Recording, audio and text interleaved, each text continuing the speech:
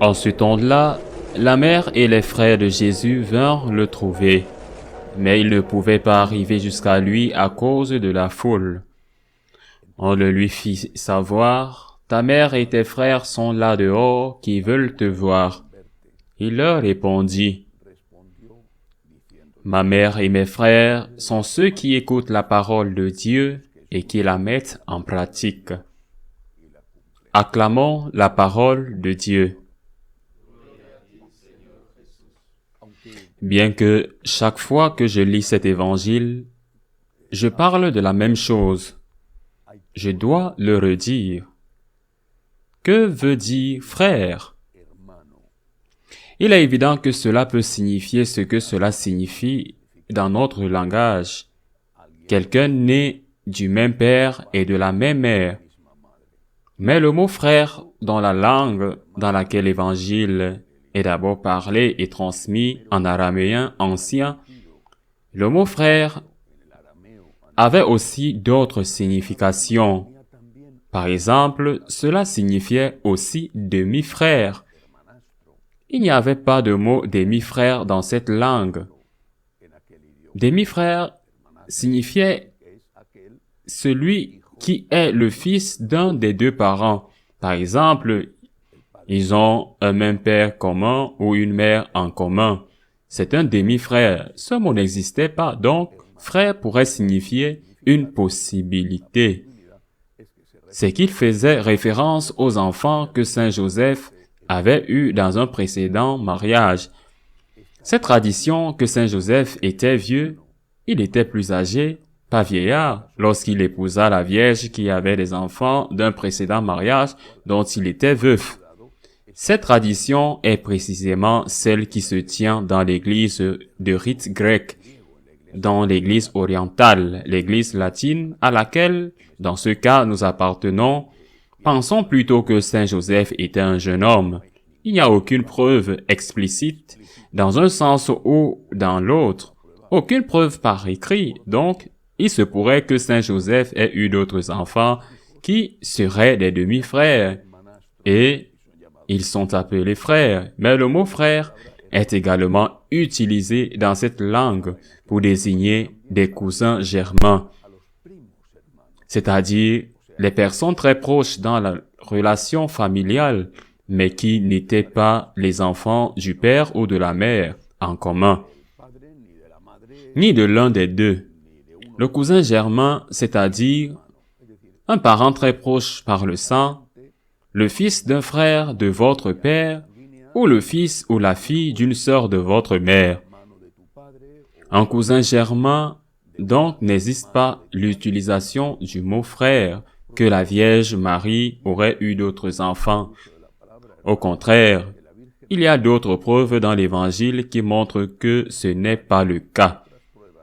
Par exemple, si la Vierge avait eu d'autres enfants, ne disons pas si elle avait eu des filles, supposons qu'elle avait eu que des fils. Cela aurait été impossible que Jésus confie la garde de sa mère à un étranger tel que Saint Jean.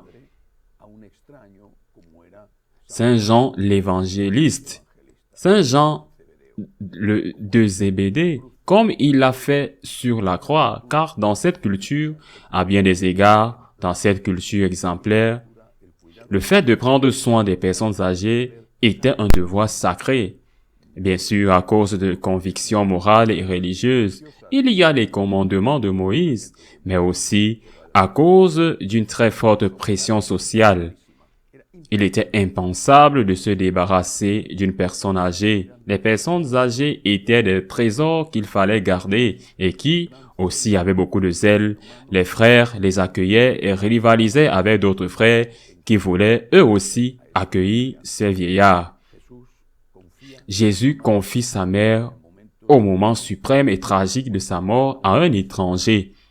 Pour une raison simple, il n'avait pas de frères et sœurs en quittant sa mère. Il était enfant unique, et peut-être aussi enfant unique aussi dans le sens où il n'avait pas de demi-frère.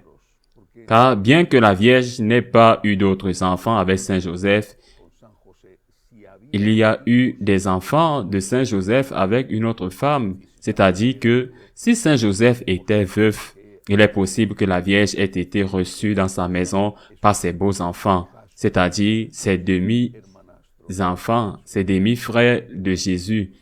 En tout cas, notre très sainte mère n'a eu d'autres enfants que Jésus conçus par l'œuvre et la grâce du Saint-Esprit. C'est une explication qui est essentielle de donner et d'insister, car les protestants, surtout les sectes, disent en s'appuyant sur ce texte, ils disent que ce que nous disons de la Vierge est un mensonge et qu'elle a eu beaucoup plus d'enfants avec Saint Joseph. Ayant dit cela, autre message qui est le plus important de cet évangile, l'opportunité que Jésus nous donne d'être comme sa mère ou comme son frère.